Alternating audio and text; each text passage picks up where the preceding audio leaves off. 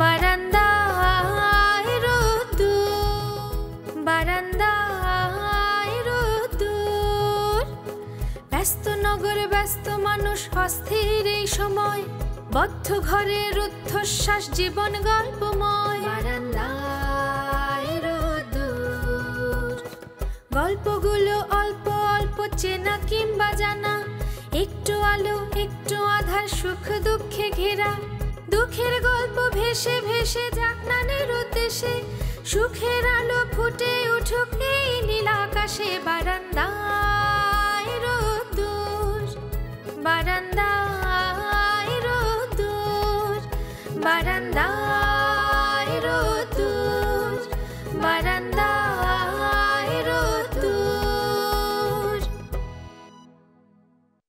ভালোই বলেছিস, আখিদেরও তাই মত। আর পাপড়ি আপুদেরও তো কোনো সমস্যা নেই। আমি আরেকটা ভালো কাজ করেছি জানো? আচ্ছা, কি কাজ? পাপড়ি আপুর ওপর দায়িত্ব দিয়েছি তোমার বিয়ের ডেট ফিক্সড করার। তাহলেই হয়েছে। আরে শোনো না, মানে এতে কি হবে? এতে হবে কি, পাপড়ি আপু ওই বাসার সবাইকে জিজ্ঞেস করবে বিয়ের ডেট কবে ফিক্সড করা যায়, বিয়ের ডেট কবে ফিক্সড করা যায়, এরকম করে জ্বালাতন শুরু করবে। তো এক একজন এক একটা ডেট বলবে তাদের সুবিধা অনুযায়ী। তখন হবে কি, তারা এক করতে না পেরে আমাদের উপর দায়িত্ব দিয়ে ফেলবে যে আমরা যাতে যে ডেটটা ফিক্সড করবো সেটাই ঠিক হবে। তাতে লাভটা কি হবে? লাভটা এই হবে যে আমরা যে ডেটটা ফিক্সড করব সেই ডেটের আগে বা ওই দিন যদি কোনো আপুর কারণের কোনো ঝামেলা হয়, তাতে আপু বা মা কেউ আপত্তি তুলতে পারবে না। সেখানেই তো আমার ভয় রে সাগর। দেখো ভাইয়া, এইবার যদি কোনো ম্যাসাকার হয়, এইবার যদি কোনো ঝামেলা হয়, তাহলে কিন্তু তোমার বিয়েতে আমি আর থাকতে পারবো না, সরি। আচ্ছা, তোর এত তাড়া কেন? আমার এত তাড়া? আমার কই তাড়া? আমার কিছু তাড়া? এই যে আমার বিয়ে দেওয়ার জন্য তুই একেবারে উঠে পড়ে লেগে গেছিস। তুমি কিন্তু ভাইয়া অহেতুক কথা ঘোরাচ্ছ। তাই না? দেখি তোর মোবাইলটা দেখি। কেন? ফোনে ফোনে আবার কি? এমনি দেখবো। আর না, ব্যালেন্স নেই তো, ব্যালেন্স নেই। আমি তো ফোন করবো না, এমনি দেখবো। দে। হ্যাঁ, এটা নর্মাল একটা ফোন, এটা দেখার কি আছে? তাহলে দিতে তোর সমস্যা কোথায়? আর কোথায় দিচ্ছি না, আমি দিচ্ছি তো, মানে দে তাহলে। আচ্ছা, তুমি কি জানতে চাও আমি প্রেম করি কিনা? আমি মাকে বলেছি, তুমি মার কাছ থেকে শুনে নিও।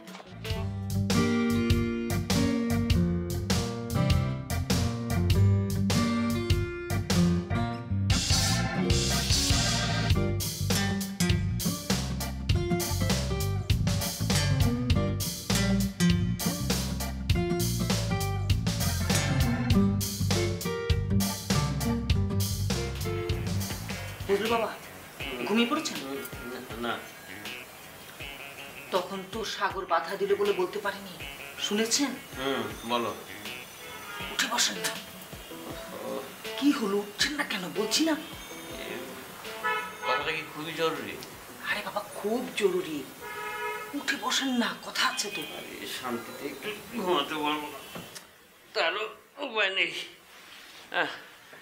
বলো কি হয়েছে, বলো। কি বলেছিলাম, আপনার ছোট ছেলে যে প্রেম করছে সে খবর রাখেন? সে খবর রেখে আমার কি হবে? সাবাস, আপনি তো অসাধারণ বাবা। আরে আপনার ছেলে প্রেম করছে, আপনার একটু টেনশন হচ্ছে না? শোনো, বোঝার চেষ্টা করো, জানার চেষ্টা করো। সাগর হচ্ছে এ যুগের ছেলে, এখন সে প্রেম করবে, এটাই তো স্বাভাবিক। আমিও তো শিখেলেন না, আমিও সব কিছু বুঝি।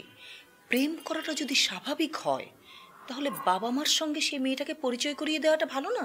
তো আমি কি করব? আপনাকে কিছু করতে বলেছি নাকি? আশ্চর্য। তাহলে শোনো, করো, শুয়ে যাও। না, খবরদার, কারণ ঘুমানো যাবে না। আমার সঙ্গে কথা বলতে ভালো লাগছে না। না আরে, এটা কি কথা বলার সময় হলো নাকি? সারাদিন তো বাড়িতেই থাকি, তখন বলতে পারো না? ও, সারাদিন তো আমার হাতে অপরন্ত সময় থাকে, আমার তো হাতে কোনো কাজই থাকে না, তাই না? আরে বাবা, আমি তো এবারে দাসীবাদী নাকি? আমাকে মাফ করে দাও, মাফ করে দাও। কাল সকালে আমার কান দুটো চিরতরে দিয়ে দেব। ঠিক আছে, এখন তাহলে ঘুমিয়ে পড়েন। বলছো? বললাম তো, শুয়ে পড়েন।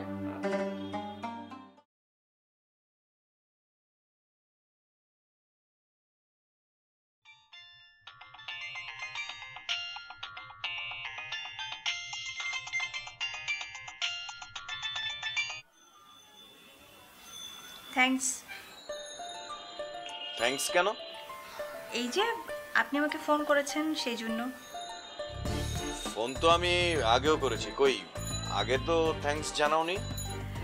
আগের ফোনগুলোর সঙ্গে আর এই ফোনের সঙ্গে যে অনেক পার্থক্য। কিরকম? আপনার এই অ্যাক্টিংগুলো না সত্যি আমার ভীষণ অপছন্দ। আপনার আমাকে তখনই ফোন করার কথা যখন আপনি বুঝবেন যে আপনি আমাকে পছন্দ করেন। হ্যাঁ করি তো। তো আবার কি, আমি জানি যে আপনি আমাকে পছন্দ করেন, শুধু মুখে বলতে পারছিলেন না। এটা মনে হয় ছেলেদের আলগা অহংকার। আচ্ছা, আলগা অহংকার মানে কি? যখন ছেলেটি বুঝতে পারে যে মেয়েটি তাকে পছন্দ করে, ভালোবাসে, অমনি তার সমস্ত অহংকার আকাশ সমান হয়ে যায়, যাকে বলে ফোয়া বারো। আর মেয়েরা মেয়েরা যে একটি ছেলেকে পেছনে পেছনে ঘোরাতে ঘোরাতে ঘোড়া বানিয়ে দেয়।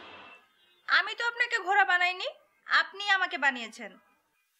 যাক, এখন বলুন বাবাকে কবে বলবো আপনার কথা? ভাইয়ার বিয়ের পর। কিন্তু বাবা যে আমাকে 7 দিন সময় দিয়েছেন। আরে আপুকে জানাও, আপু সব ম্যানেজ করবে। ইয়েস, মানে আমি কি আপনাকে তুমি করে বলতে পারি? সকলের সামনে না। তাহলে যেদিন সকলের সামনে বলতে পারবো সেদিন বলবো। হ্যাঁ ওকে ওকে। ভাইজানের বিয়ে কবে? খুব শীঘ্রই হবে আপু, মানে তোমার ভাবি ডেট ফিক্সড করবে। That's also good. ওয়েট, আমি ভাবিকে বলে ভাইজানের বিয়ের ব্যবস্থাটা তাড়াতাড়ি করতে বলছি। এত বড় দায়িত্ব নিতে গেলে দায়িত্ব কি সেটা বুঝতে হবে আগে। যেমন আছো তেমনই থাকো, বাই।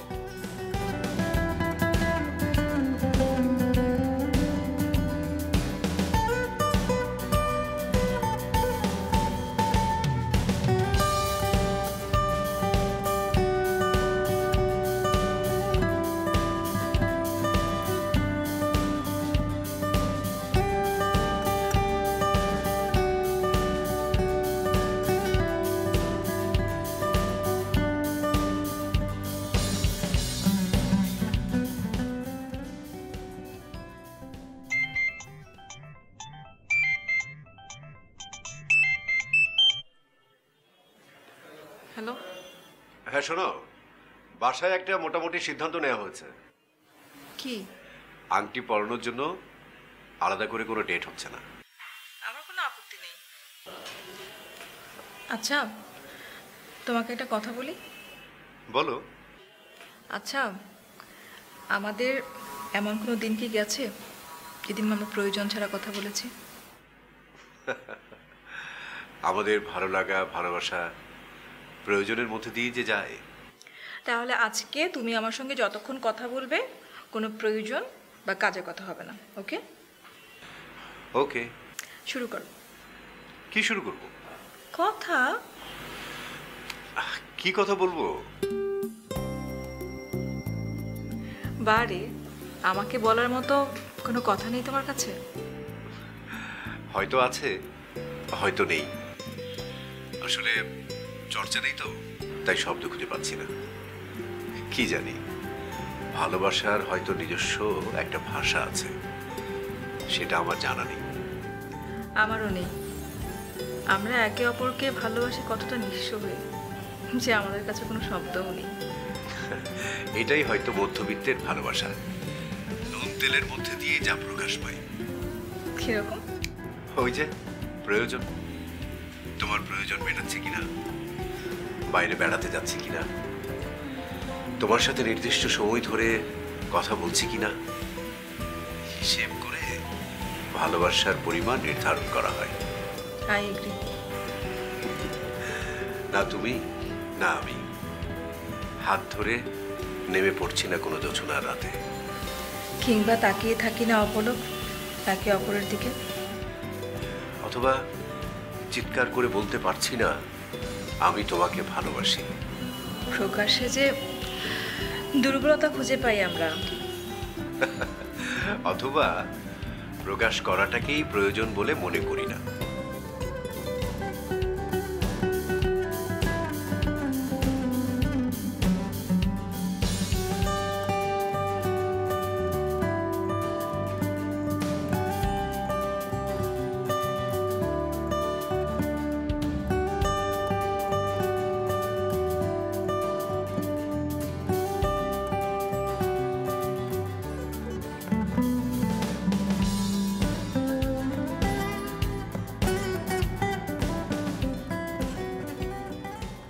অনিমা, অনিমা, অনিমা। কে? কে মানে? এখনো ঘুমাচ্ছিস? এই এই ওঠ ওঠ। গোমতার কোথায় দিলে? বলো, কি বলবে? আমার একটা মেয়ে দরকার। কি? বড় ভাই এসব কি বলছো তুমি? আরে না বুঝে এভাবে ফাল পারে কারা জানিস? বান্দরেরা। আগে কথা শোন, তারপরে ফাল পার। আচ্ছা ঠিক আছে, কিন্তু তোমার মেয়ে দরকার মানে কি? এটা কোন ধরনের কথা? থাপ্পড় দিয়ে একেবারে গাল পুড়িয়ে ফেলবো। থাপ্পড় দিয়ে আবার গাল পুড়িয়ে ফেলে কিভাবে? কিভাবে? গ্যাসের চুলায় প্রথমে হাতের তালু গরম করব, তারপরে তোর গালে মারবো থাপ্পড়, দেখবে কিভাবে গাল পুড়ে। আচ্ছা আচ্ছা ঠিক আছে, তোমার মেয়ে দরকার কেন সেটা বলো। মানে আমার এমন একটা মেয়ে দরকার যার সাথে আমি নকল বিয়ের চুক্তি করব। নকল বিয়ে? হ্যাঁ, নকল বিয়ে মানে লোক দেখানো বিয়ে। তার চেয়ে বরং বলতে পারিস বাবা দেখানো বিয়ে। বাবা দেখানো বিয়ে মানে কি? মানে শুধু বাবা জানবে যে আমি বিয়ে করেছি। ও, ভাইয়া তুমি যে আসলে কি বলতে চাইছো আমি না কিছুই বুঝতে পারছি না। আরে বুঝবি না তো, বুঝিয়ে না বললে বুঝবি কিভাবে? তাহলে বুঝিয়ে বলো। তুই আগে চোখে মুখে পানি দিয়া ঘুম থেকে পরিপূর্ণভাবে জেগে ওঠ। যা। ভাইয়া আমি পরিপূর্ণভাবেই জেগে উঠেছি। না, তুই যা, আগে চোখে মুখে পানি দিয়া। তুই যখন ছোট ছিলে তখন আমি তোর চোখে মুখে পানি দিয়ে দিতাম। যা। তাহলে আজকেও তুমি আমার চোখে মুখে পানি দিয়ে দাও। ঠিক আছে, চল ওঠ।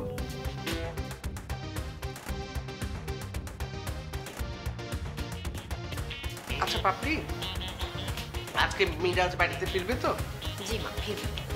আর মামুনের খবর কি? ভাই দাদা তো গণস্বাক্ষর সংগ্রহ করছে। কি স্বাক্ষর? মানে সবার সমর্থন নিচ্ছেন আর কি।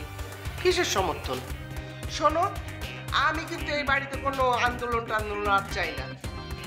আসলে মা, ভাই দাদা তো বিয়েটা নিয়ে অনেক টেনশনে আছে, তাই উনি মনে হয় আমাদের সবার মতামত চাইছেন ওনার পক্ষে, যাতে আমরা সবাই বলি যে ভাই দাদার এখন বিয়ে করার কোনো দরকার নেই।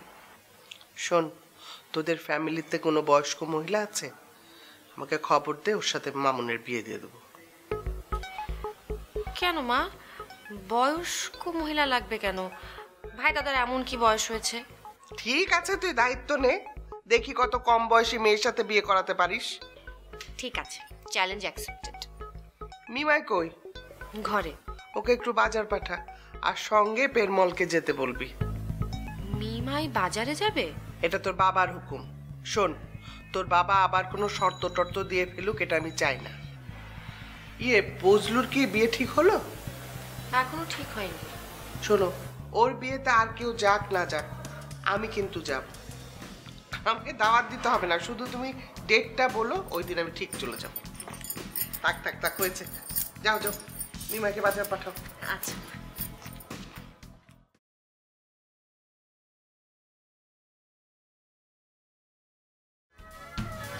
ছোট ভাইজান চলেন।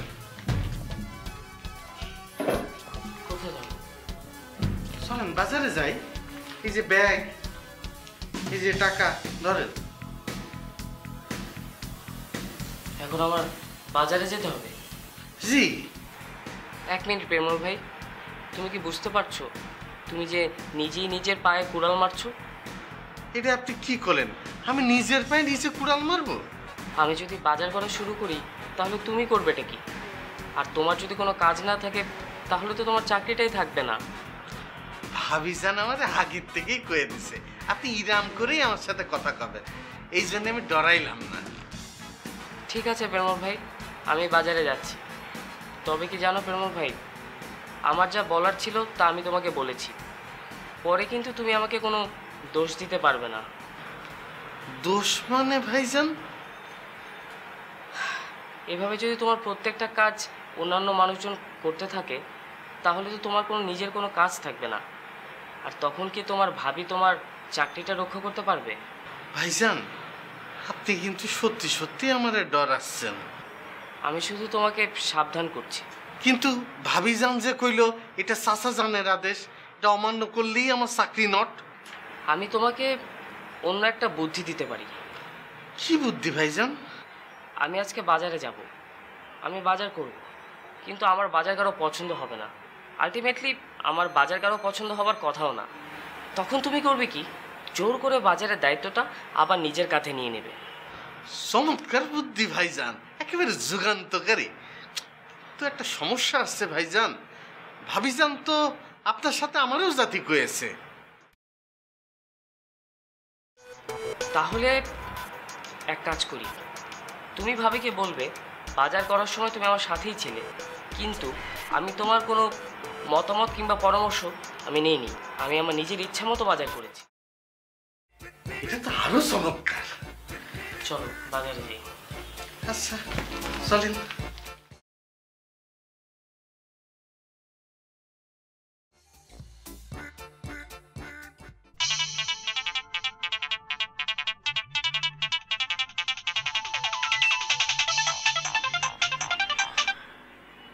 হ্যালো। বাবা বুঝলো, একটা সমস্যা হয়ে গেছে বাবা। কি সমস্যা? আমার এক চাচাতো ভাই গত রাতে হার্ট অ্যাটাক করে মারা গেছে। কি বলছেন আঙ্কেল? ইন্না লিল্লাহি ওয়া ইন্না ইলাইহি রাজিউন। যার জন্য আমাকে এখনই একটু গ্রামে যেতে হচ্ছে। হ্যাঁ হ্যাঁ, সে তো বটেই, আপনাকে তো যেতেই হবে। আঙ্কেল, আমি কি আপনার সঙ্গে আসবো?